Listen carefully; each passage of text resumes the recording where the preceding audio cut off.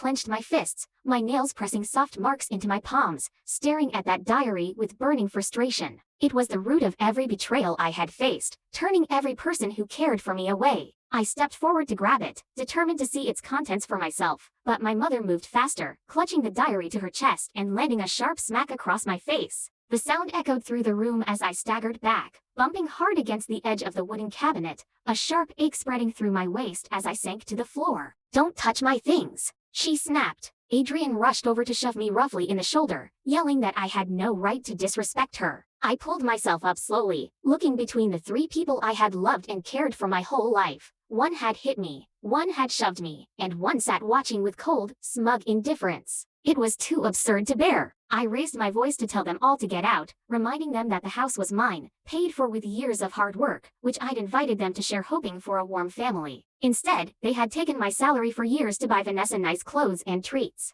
sparing me even small kindnesses while treating Vanessa like royalty and me like trash. Using the diary to drive away every person who tried to be kind to me. Adrian laughed loudly at my words, telling me I was delusional, that my mother had already transferred the house deed to Vanessa as a wedding gift, that this was Vanessa's home now. I stared at my mother in shock, remembering how she had asked to hold the property deed for safekeeping when I first bought the house, and I had trusted her, never imagining she would steal it from me outright. Vanessa giggled, thanking me for the free house as ice seeped through my veins. Outnumbered and cornered, I called the only person I thought I could trust, Professor Martin, my college advisor who had supported me through college like a second father. He answered immediately, voice thick with concern when he heard my sobs, yelling that what my family was doing was unforgivable and that he would be there in minutes to help. When he arrived, he was shaking with rage, yelling at my family for taking advantage of me until my mother disappeared into the bedroom and returned with that same black diary, shoving it into his hands with a malicious grin.